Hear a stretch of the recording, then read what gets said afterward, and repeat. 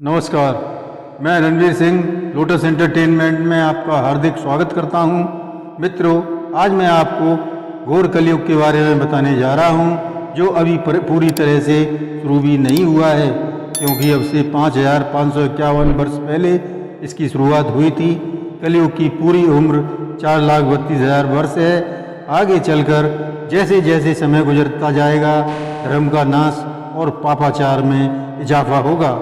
आने वाले कलयुग के कुछ मुख्य बिंदु हैं, जिन्हें मैं आपके सामने रख रहा हूँ। अगर आपको सही लगे तो कमेंट करके ज़रूर बताना। जय श्री कृष्णा। कलयुग में वर्ण, धर्म और चारों आश्रम नहीं रहते। सब नर नारी वेद के विरोध में लगे रहते हैं। ब्राह्मण वेदों को बेचने वाले तथा राजा प्रजा को खा जाने वाले होते हैं। वेद की बातें न कोई मानता है और ना ही सुनना पसंद करता है। कलयुग में जिसको जो अच्छा लगे वही मार्ग, जो डींगे मारता है वही पंडित है, जो झूठी बातें करता है तथा पाखंड में लगा रहता है वही संत कहलाता है, जो पराया धन हर लेता है वही चतुर है, जो जितना पाखंड और दिखावा कर लेगा वही बड़ा आचार्य माना जाएगा, जो दूसरों की हंसी उड़ाता है, सदा झूठ का सहारा लेता है वही गुणवान कहलाया जाएगा।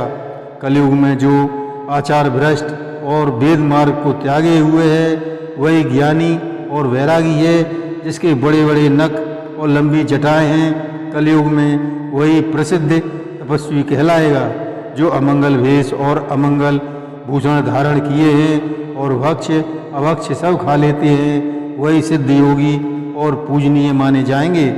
जो पराया अहित करते हैं उन्हीं को गौरव मिलता है और वे ही धन्य हैं जो मन कर्म वचन से झूठे हैं। वे ही कलयुग में वक्ता कहलाते हैं। जो दूसरों को चोट पहुंचाकर अपना भला करेगा वही इस घोर कलयुग में महान कहलाएगा।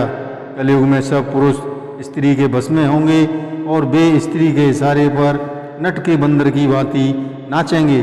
सब लोग काम क्रोध लोभ मोह में रत रहेंगे। नीच प्रवृत्ति के लोग अच्छे लोगों का विरोध करेंगे और उन्हें नीचा दिखाने की जुगत में लगे रहेंगे। विवाहित स्त्रियां अपने पति को छोड़कर पर पुरुषों से संबंध स्थापित करेंगी, पति से बार बार झूठ बोलेंगी और हमेशा पति को धोखा देंगी। बात बात पर पति का अपमान करेंगी। सुहागिन स्त्रियां तो आभूषण से रहित रहेंगी तथा विधवाओं के नित नए श्रृंगार होंगे। माता पिता अपने बालक को जिससे पेट भरे वही धर्म सिखाएंगे। स्त्री पुरुष ब्राह्मण सब सिवाय दूसरों की बात नहीं करेंगे और थोड़े से धन के लिए अपने बड़ों को भी मार डालेंगे। जो पराई स्त्री से संबंध बना लेगा वही ज्ञानी तथा चतुर कहलाएगा। ऐसे मनुष्य होंगे जो नीच जात की स्त्री से संबंध बनाने में गुरेज नहीं करेंगे। सब लोग कलयुग में वर्ण संकर और मर्यादा भूल चुके होंगे, जिसके कारण पाप और वियोग के भागी बनेंगे। सन्यासी बहुत सा धन लगाकर आश्रम सजाएंगे और स्त्रियों के साथ विषय वासना में लगे रहेंगे। मनुष्य धनवान, गृहस्थी गरीब रहेगा। पुरुष कुलवंती और पतिव्रता स्त्री को घर से निकाल देंगे। अच्छी पत्नी को छोड़कर वेश्यागामी होंगे। कलयुग में बच्चे माता पिता का अभी तक कहना मानेंगे जब तक पत्नी का मुख नहीं देखेंगे। ससुराल मिलने पर भाई बंधु दुश्मन हो जाएंगे। राजा पापाचार करेंगे। नित नए कानून से प्रजा को कष्ट देंगे। नीच जात का होने पर भी धनवान कुलीन कहलाएगा। जो नंगे बदन रहेगा वही सन्यासी कहलाएगा। जो वेद पुराणों को नहीं मानेंगे वे ही कलयुग में हरि भक्त और साधु कहलाएंगे। स्त्रियों के बाल ही भूषण हैं, उनको भूख बहुत लगेगी। धनहीन और ममता होने के कारण दुखी रहेंगी। कलयुग में वे मूर्ख सुख तो चाहती हैं परंतु धर्म में प्रीति नहीं रखेंगी। मनुष्य रोग से पीड़ित रहेंगे। बिना कारण ही लोग अभिमान और विरोध करेंगे। 5-10 वर्ष की थोड़ी आयु होने पर भी ऐसा घमंड करेंगे जैसे कल्पों तक जिएंगे। कलयुग मनुष्य का बेहाल कर देगा। कोई बहन बेटी को भी नहीं मानेगा। स्त्रियां पति के सामने ही देह का व्यापार करेंगी। अपने सुख के लिए पति को धोखा देंगी। स्त्री पुरुष अपने शरीर को मजबूत करने में लगे रहेंगे।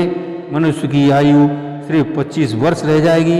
12 वर्ष का पुरुष और 10 वर्ष की स्त्री बच्चे पैदा करने लगेंगे। कलयुग यद्यपि पाप और दोषों का भंडार होगा तो भी इसमें एक विशेष गुण है, इसमें बिना परिश्रम के ही उद्धार हो जाएगा। सतयुग त्रेता द्वापर में पूजा यज्ञ और योग से जो गति मिलती है वही गति कलयुग में लोग केवल भगवान का नाम लेकर ही आ जाएंगे। जय श्री कृष्ण।